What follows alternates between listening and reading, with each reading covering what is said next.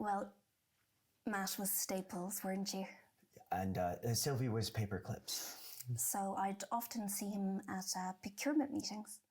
A little smile, but we were substitute paper fastenings, so it was professional and nothing more than that. Occasionally thinking about his Rexel 500 ramming through A4 sheets of 800 GSM. And her delicate little pins gripping up to 2 centimeters at a time. Yes, professional respect. Matt understands that it's not the length of your staple that matters, but how many inserts per second you can manage. And, well, it was the Christmas party coming up. So I casually asked him if he was going. Will you be putting in an appearance, Sylvie asked. If it's gripping, he said. And so it was the Friday before Christmas.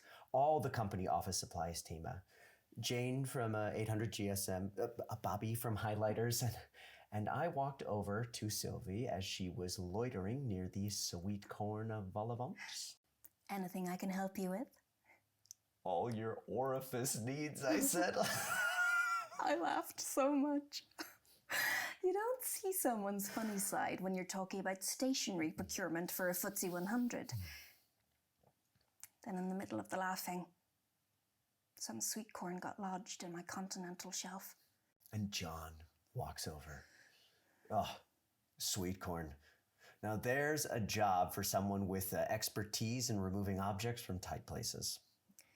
And then John from Staple Extraction is whisking me onto the dance floor, twirling me around under the mistletoe. But I was not going to be outdone by a staple extractor, not without a fight. Matt, I said, if you can procure 8,000 boxes of Rexel Extra 700 per month, capable of sandwiching together 500,000 A4 superweight at an average rate of 40 sheets per minute, then you can do anything.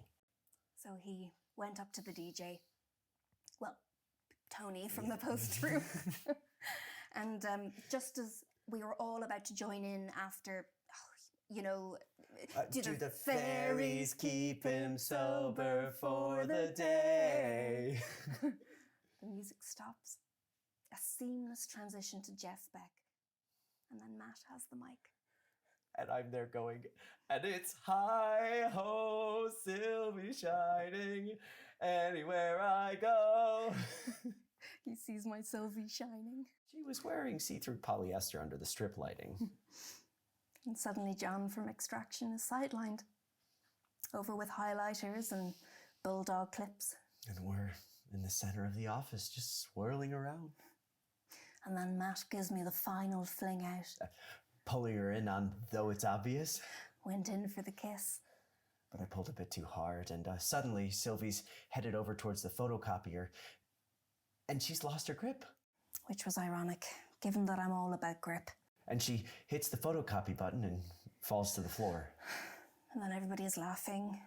And then John comes back over just as the photocopier is pushing out an empty piece of paper.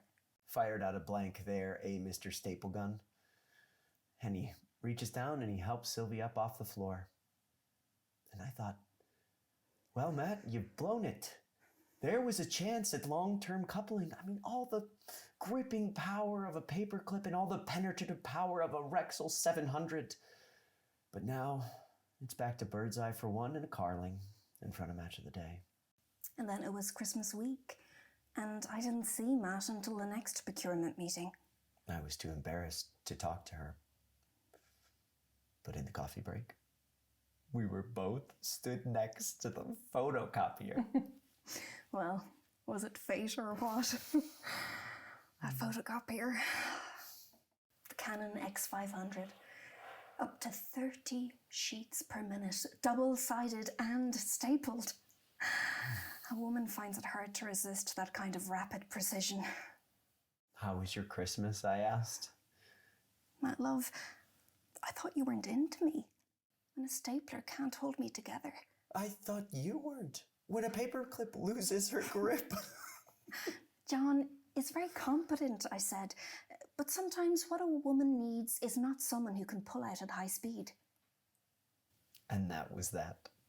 With the whirring of 60 single-sided copies per minute.